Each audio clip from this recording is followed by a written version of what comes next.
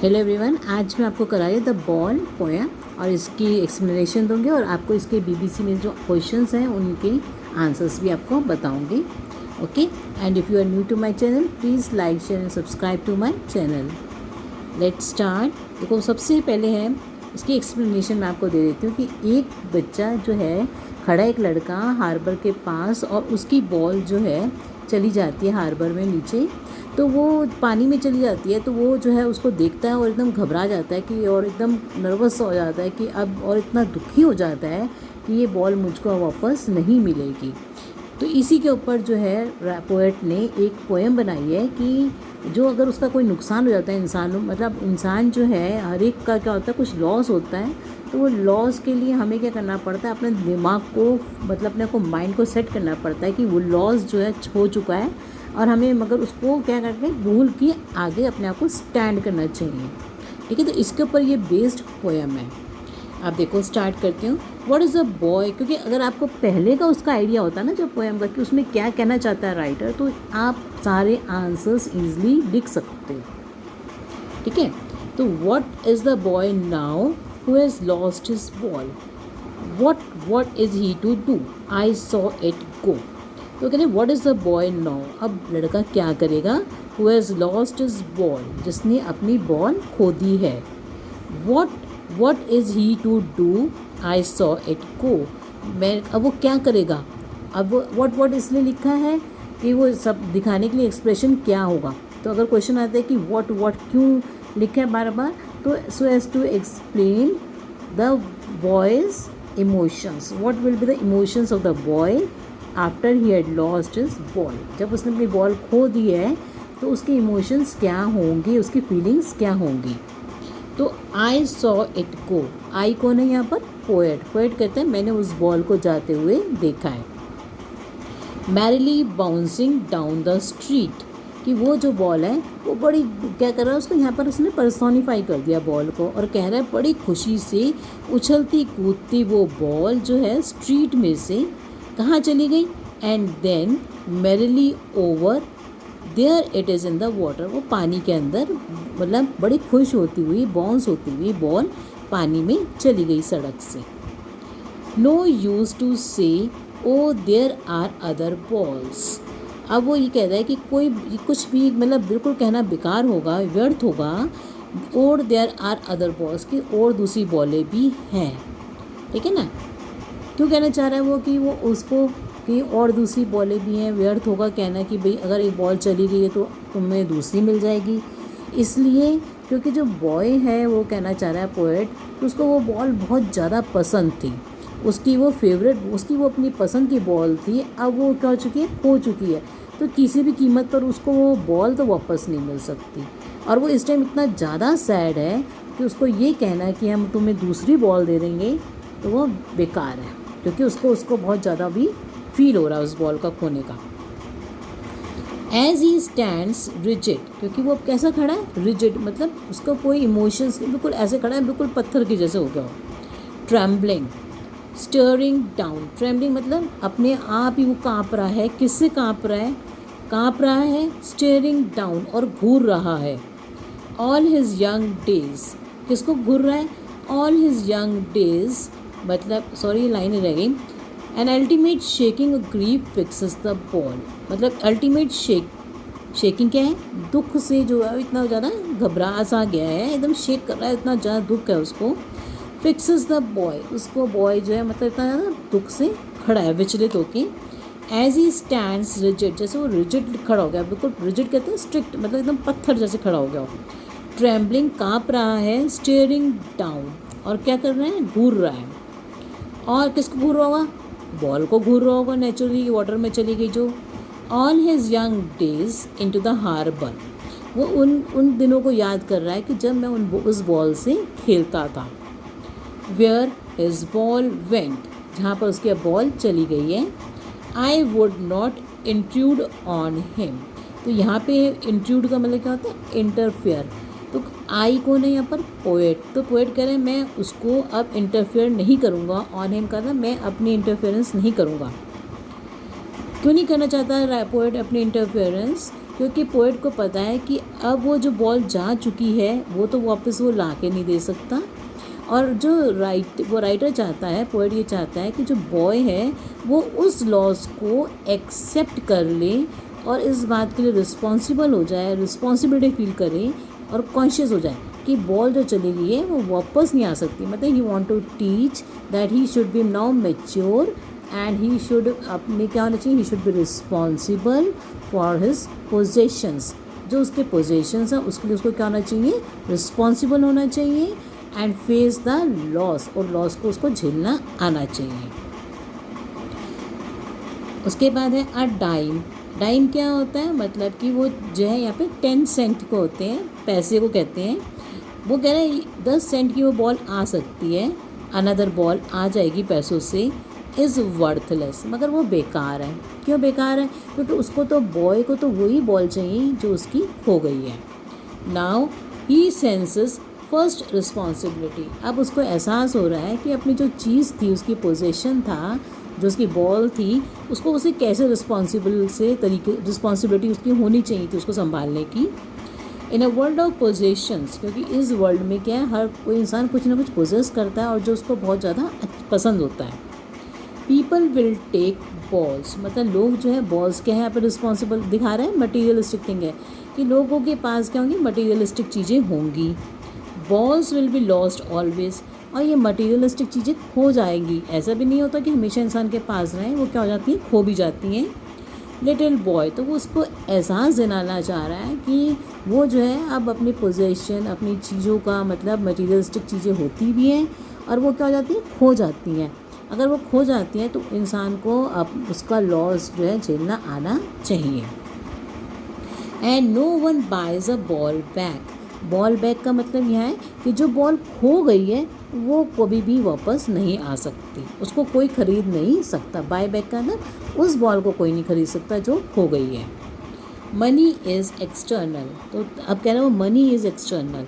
Money is external का मतलब यहाँ पर ये है कि जो पैसा है वो नई उस बॉल को तो ख़रीद के दे सकता है, नई बॉल को मतलब ख़रीद के दे सकता है, उस बॉल को तो रिप्लेस कर देगा, मगर वो जो बॉल हो चुकी है उसको नहीं खरीद सकता। तो it is money is external. He is learning well behind his desperate eyes. अब वो ये जब देख रहा है सब कुछ चीज़ें बॉय, तो वो क्या कर रहा है, सब चीज़ें सीख रहा है।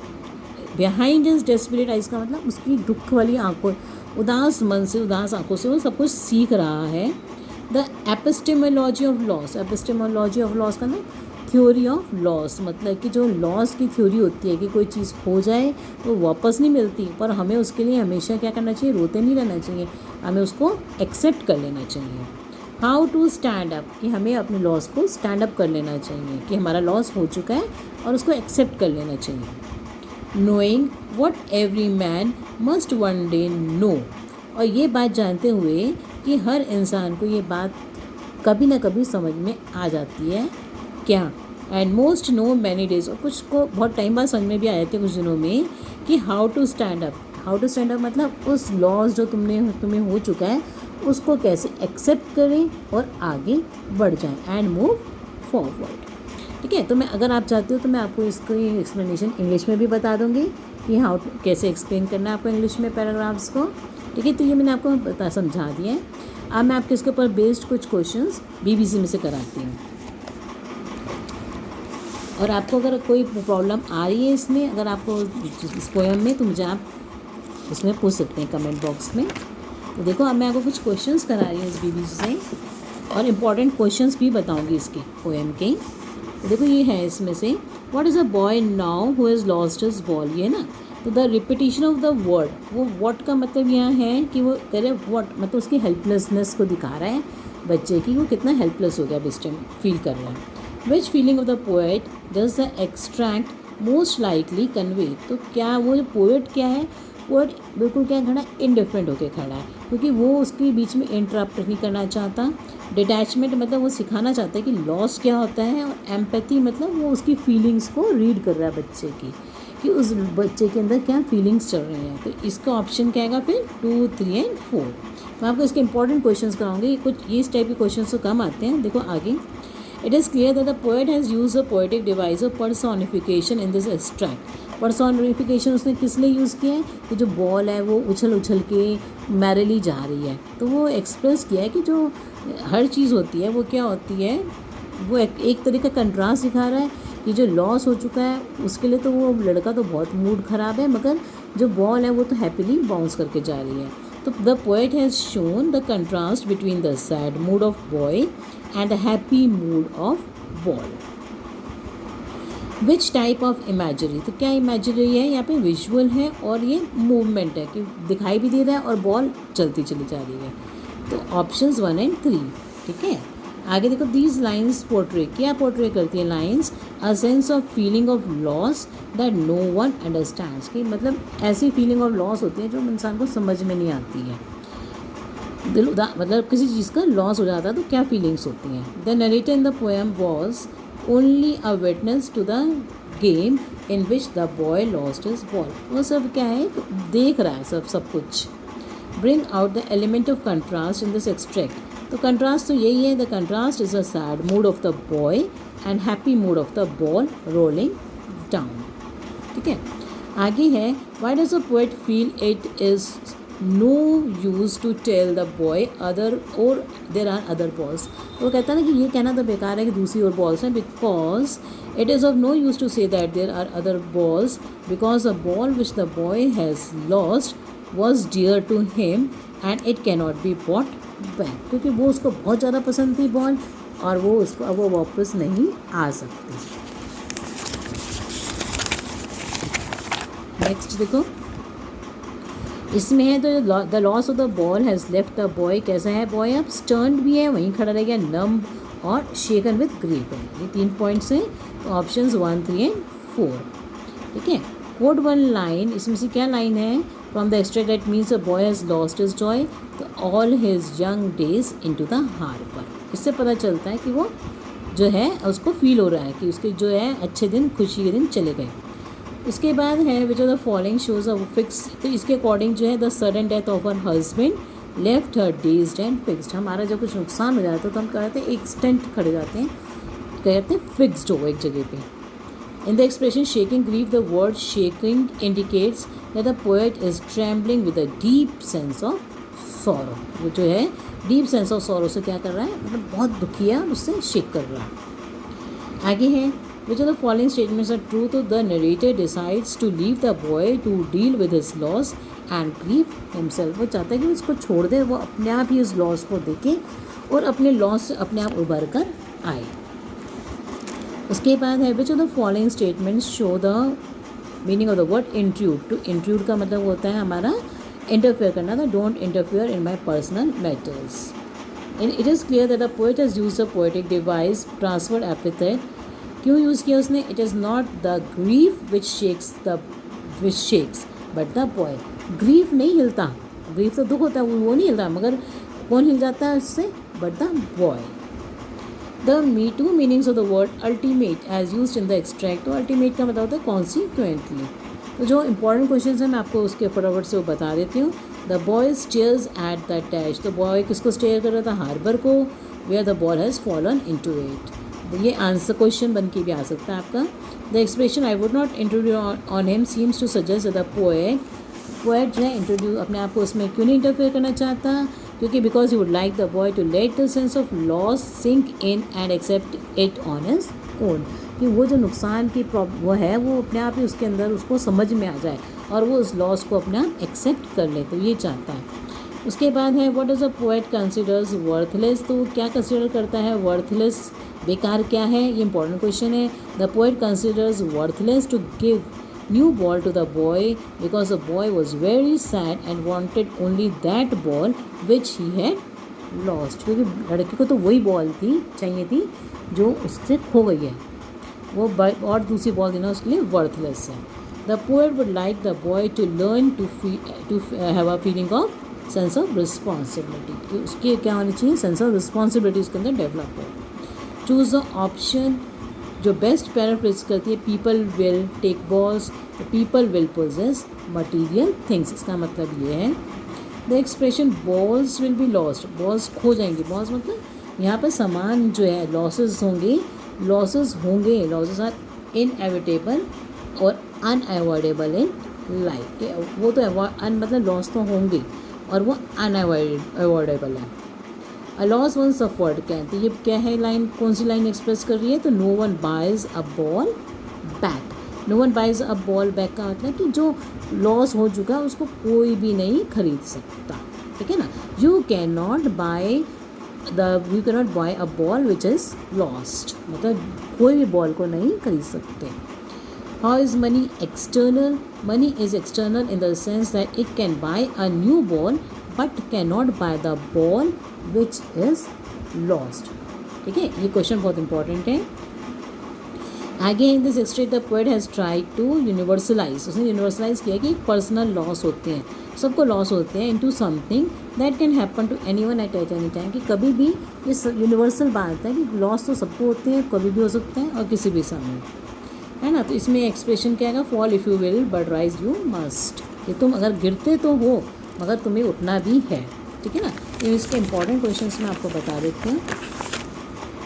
जैसे कि how did the boy lose the ball, तो बॉल कैसे खो गई? He loss the ball into the harbour, it fell down into the water, ऐसे बोल रहा। How does the loss of the ball affect the boy? He was in a sad mood, he became very sad and in a desperate mood, ठीक है।